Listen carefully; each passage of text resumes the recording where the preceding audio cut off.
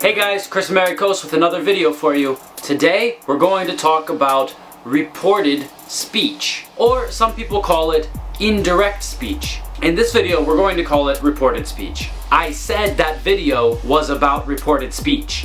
Now probably I should tell you first that there are two different types of speech that we need to compare in order to understand reported speech. There's direct speech and there's indirect speech, or reported speech. Reported speech is basically when you repeat what another person said. What's special about reported speech? Well, when you repeat what someone said, you need to change the tense of the verb so that you describe what they said in the past, not now. Really, the rules of reported speech are pretty easy. He said reported speech was easy. The first rule of reported speech is if direct speech was said in present tense, you need to change it to past tense. That goes for all types of present. Present simple, present continuous, present perfect. If it's present simple, you change it to past simple. If it's present perfect, you change it to past perfect. If it's present continuous, you change it to past continuous, and so on. If the direct speech was in the past tense, you need to change it to past perfect. If the person said will in direct speech, you need to change it to would in reported speech. If they said can, you say could. If they said may, you say might. If they say must or have to, you change it to had to. A more difficult aspect of reported speech is when someone uses a day or time. We need to think logically about when they said it and how we can describe it. So for example, if someone says in direct speech, today I might go to the cinema. In reported speech, I would tell a person, he said that day he might go to the cinema. We need to change the word today to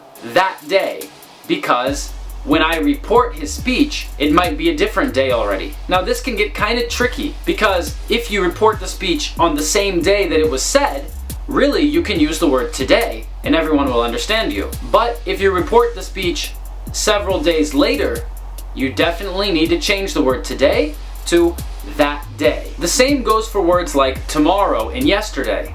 The word tomorrow changes to the following day, or the next day. The word yesterday changes to the previous day, or the day before. If the person said the word now in direct speech, then in reported speech you need to say then, or at that moment. And in general, anytime a person uses this in reported speech, you need to change it to that. Here are several more examples. Yesterday, I watched a movie. I should report his speech in the following way. He said that he had watched the movie the previous day. If someone tells me in direct speech, I can swim, I should use reported speech to say, he told me he could swim.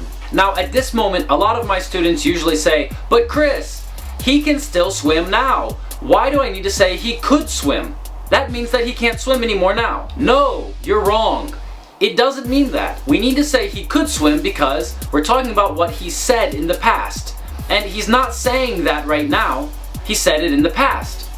And it's not important that he can swim now. He said he could swim then because we're talking about what he said at that moment, not what he's saying now, and not what he's able to do right now. Another difficult aspect of reported speech is reported questions. There are two types of questions in reported speech.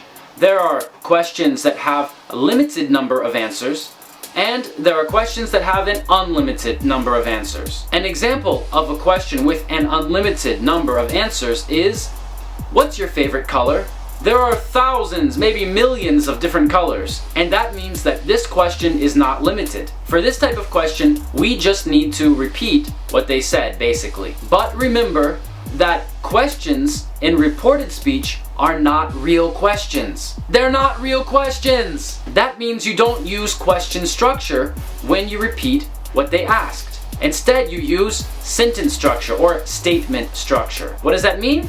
That means, what's your favorite color, Chris? He asked me what my favorite color was. You should not say, he asked me what was my favorite color. That's just wrong. It's not a question. He asked me what my favorite color was. Now, In reported speech, if someone asks a question with a limited number of answers, for example, are you hungry? We need to add an extra word. We can add either the word whether or the word if.